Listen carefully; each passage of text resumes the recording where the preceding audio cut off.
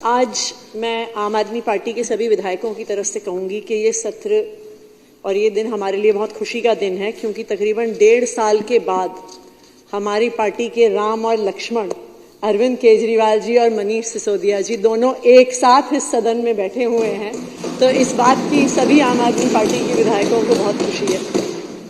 लेकिन हम सबके मन में दुख भी है, हम सबके मन में दुख भी है, क्योंकि वो व्यक्ति, वो नेता अरविंद केजरीवाल जी, जिनको दिल्ली की जनता ने प्रचंड बहुमत से जिता के भेजा, भारतीय जनता पार्टी के षड्यंत्रों की वजह से, भारतीय जनता पार्टी ने जो उन पर कीचड़ उछाला, भारतीय जनता पार्टी ने उन्हें झूठे केसों में जो फंसाया, भारतीय जनता पार्टी ने 6 महीने उन्हें जेल में रखा, उसकी वजह से अरविंद केजरीवाल जी को इस्तीफा देना पड़ा और आज वो इस मुख्यमंत्री की कुर्सी पर नहीं बैठे हुए हैं जिस पे दिल्ली की जनता ने उन्हें बिठाया था। इस बात का हम सबको बहुत दुख है।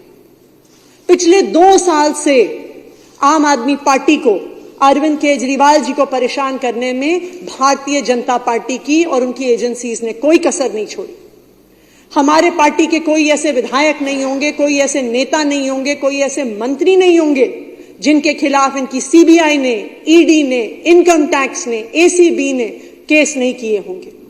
हमारे सब नेताओं के घरों पे रेड हो गई, उनके ऑफिस पर रेड हो गई, उनके पैतृक गांव पर रेड हो गई, मनीष जी के तो लॉकर पर रेड हो गई और मिला उनको क्या? एक झुंझुना। हम सब ने इतने सालों से देखा है कि जब सीबीआई, ईडी कहीं रेड करती है तो बड़े बड़े नोटों की गड्डियां मिलती हैं। सीबीआई और ईडी उनकी रंगोली बनाती है, सोने के बिस्कुट मिलते हैं, शेल कंपनीज के कागज मिलते हैं, अवैध प्रॉपर्टीज के कागज मिलते हैं।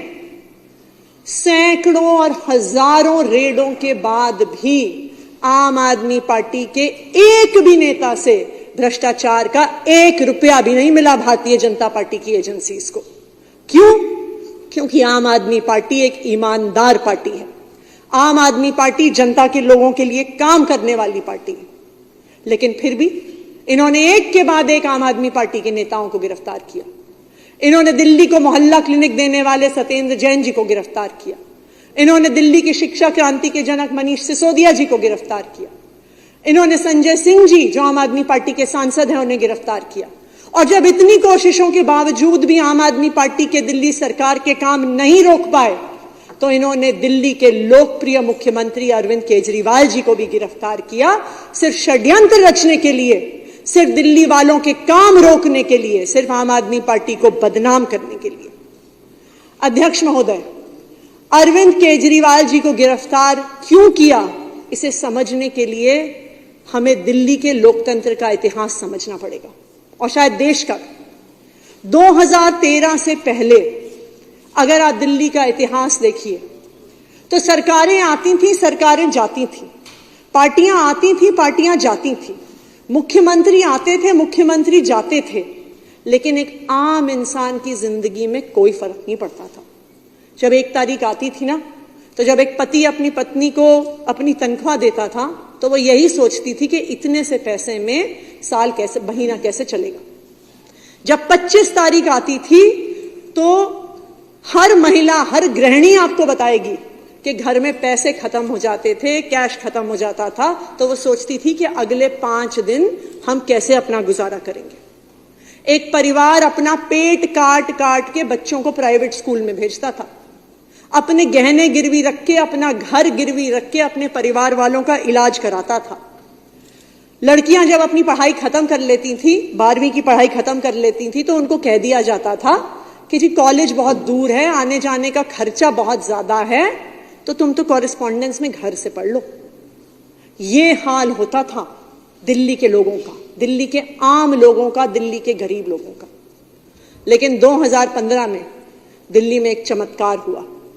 दिल्ली के लोगों ने अपने बेटे, अपने भाई अरविंद केजरीवाल जी को मुख्यमंत्री चुन के भेजा और तभी से दिल्ली वालों की, दिल्ली की महिलाओं की, दिल्ली के बच्चों की हाथों की लकीर बदल गई, उनकी तकदीर बदल गई।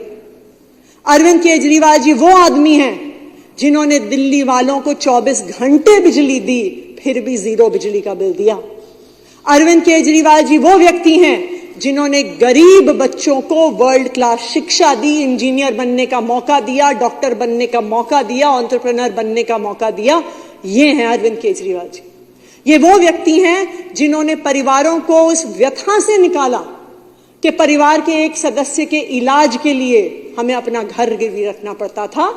इन्होंने सब सरकारी अस्पतालों में वर्ल्ड क्लास इलाज दिया, मोहल्ला क्लिनिक में फ्री दवाइयां दी, लड़कियों को कॉलेज में पढ़ने का मौका दिया क्योंकि बस यात्रा फ्री कर दी, बुजुर्गों को फ्री तीर्थ यात्रा दी।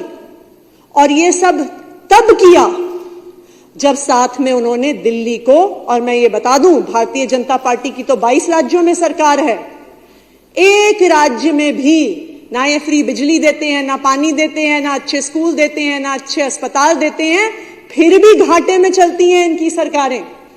अरविंद केजरीवाल जी ने फ्री बिजली दी, पानी दिया, स्कूल दिए, अस्पताल दिए, मोहल्ला क्लिनिक दी, फ्री बस यात्रा दी, तीर्थ यात्रा दी, और फिर भी देश की इकलौती मुनाफे में चलने वाली सरकार दी।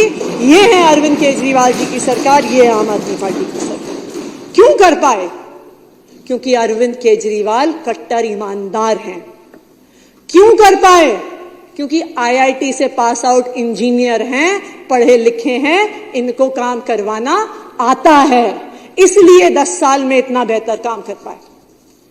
अब भारतीय जनता पार्टी की क्या समस्या थी? अपने तो किसी भी राज्य में वो काम करके नहीं दिखा सकते थे, अपने तो किसी भी नेता पे ईमानदारी का ठप्पा नहीं लगा सकते थे, कहीं अच्छे स्कूल नहीं दे सकते थे, कहीं अच्छे अस्पताल नहीं दे सकते थे। तो उन्होंने सोचा जी हम एक काम करते हैं, इस ईमानदारी से काम करने वाले नेता पर कीचड़ उछालते हैं। और तभी सीबीआई का केस किया, ईडी का केस किया, परेशान किया अरविंद केजरीवाल जी को, उनके सारे नेताओं को। क्यों? उनकी ईमानदारी पे कीचड़ उछालना चाहते थे, दिल्ली वालों के काम रोकना चाहते थे, और इसीलिए काम रोकने के लिए अरविंद केजरीवाल जी को जेल में डाल दिया। लेकिन अध्यक्ष महोदय, भारतीय जनता पार्टी को लगता है कि ये ईडी और सीबीआई और एसीबी, दिल्ली पुलिस में बहुत ताकत है। लेकिन मैं आपको बता दूं, आपकी ईडी और सीबीआई और दिल्ली पुलिस और से बहुत ज्यादा ताकत दिल्ली की माओं की दुआओं में है, दिल्ली की बहनों के आशीर्वाद में है, दिल्ली के बच्चों को प्यार में है, और उसी प्यार और उसी आशीर्वाद की वजह से अरविंद केजरीवाल जी बाहर आए हैं। अरविंद केजरीवाल जी चाहते तो इस्तीफा नहीं देते।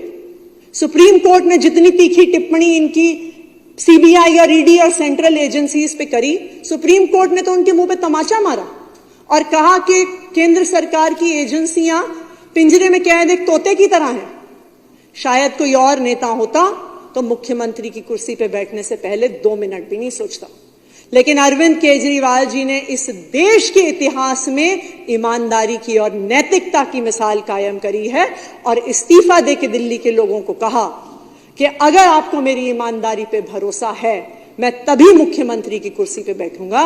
मैं तो भारतीय जनता पार्टी से पूछना चाहती हूं, आपके किसी नेता में ऐसी हिम्मत है क्या? मैं दिल्ली वालों को यह भी भरोसा दिलाना चाहती हूं कि अब अरविंद केजरीवाल जी जेल से बाहर आ गए।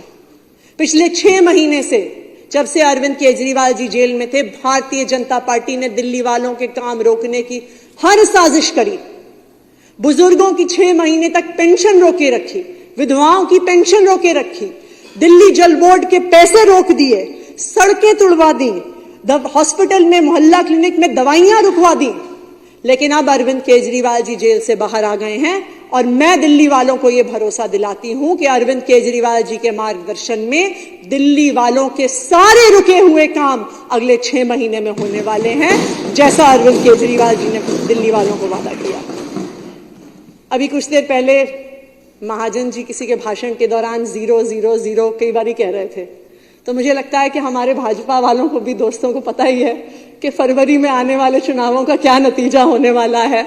इस बार तो अभी वहां पे हाउस में 8 सीटें आपके पास हैं, पर जो षड्यंत्र आपने दिल्ली के बेटे, दिल्ली के भाई अरविंद केजरीवाल के खिलाफ रचा है, अध्यक्ष महोदय, अगली बार आपके पास ऑपोजिशन की कुर्सियों में एक भी व्यक्ति बैठने के लिए नहीं होगा। दिल्ली के लोग अरविंद केजरीवाल जी को 70 में से 70 सीटें देके भेजेंगे और फिर से दिल्ली का मुख्यमंत्री बनाएंगे। बहुत बहुत धन्यवाद। जय हिंद, जय भारत।